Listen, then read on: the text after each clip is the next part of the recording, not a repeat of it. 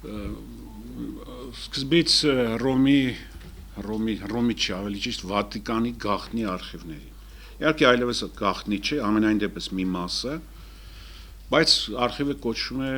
Վատիկանի գաղտնի արխիվ, մինչև այսօր։ Դա աշխարհի ամենամեծ արխիվն է։ Եթե նրա փաստաթղթերը իրար կողք, ինչպես գրքերն են շարում, իրար կողքի դնենք, հասնի 85 կիլոմետրի։ 85 կիլոմետրի փոքր այդ քաղաք-պետությունում, Վատիկանում այդպիսի հսկայական արխիվ է պահվում, եւ ինչպես Վատիկանի արխիվի աշխատակիցներից մեկի խոսքերը հիշեցի, ասում է մեզ մոտ կա ամեն ինչ, հին Եվրոպայից, Ասիայից սկսած մինչև Ամերիկայի հայտնագործումը եւ երկրորդ համաշխարհային պատերազմ, եւ ոչ մի ժողովուրդ չի սպրտել մեր տեսադաշտից։ Այսինքն աշխարհի ցանկացած ժողովրդի մասին այդ արխիվում կա տեղեկություն, սկսած Ասիայում եւ Աֆրիկայում քրիստոնեության տարածումից, Ամերիկայի հայտնագործումից, հարաբերություններ մեծ պետությունների, միջնադարյան պատմություններ, Հռոմի Պապ, ֆրանսիական, գերմանական կայսրություններ, ռուսական կայսրություն հարաբերություններ, մի խոսքով այդ հսկայական փաստաթուղթը այսօր սկսել է ծառայել մարդկության պատմության համար, բայց դեռ միջև վերջ կարգավորված չի։ Խնդիրը նա է, որ այնտեղ հսկայական քանակությամբ փաստաթղթեր կան, կարգավորված չի։ Ղեկավարում է կարդինալը, որը ղեկավարում է ինչպես գրադարանը, ինչպես նաև արխիվը, բայց սրանք առանձին կառույցներ են Վատիկանում, եւ նրա տեղակալներից մեկը պրեֆեկտը ղեկավարում է արխիվը։ Ունի 50 աշխատող։ Չեմ ուզում խոսել այլ ժողովուրդների պատմության մասին, բայց մեր ժողովրդի պատմությունը, հայոց պատմությունը եւս այնտեղ իր էջերը եւ բաց եւ մութ ծալքերն է գտնում, որտեւ որպես քրիստոնեական պետություն մենք սկսած 3-4 դարից հավարաբերվել ենք Հռոմի Պապի հետ եւ մինչեւ մեր օրերը։ Բայց մեզ ամենից շատ հետաքրքրում է ցեղասպանության հետ, հայոց ցեղասպանության հետ կապված փաստաթղթերը, քանի որ Հռոմի Պապը աշխարհի համարյա բոլոր երկրներում ուներ իր ներկայացուցիչը,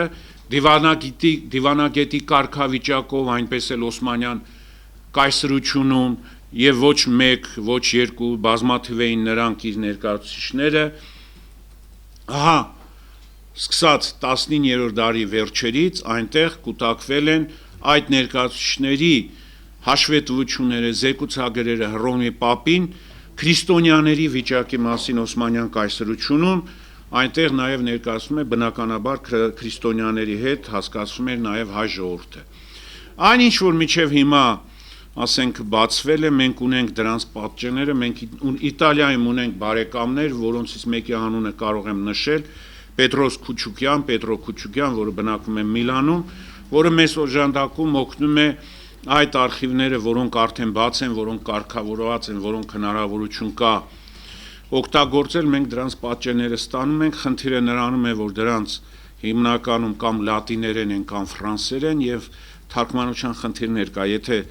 ֆրանսերենի թարգմանությունը այդքան էլ բարդություն չի հարուցում մեզ համար, լատիներենի թարգմանությունը դա խնդիր է մեզ համար։ Մենք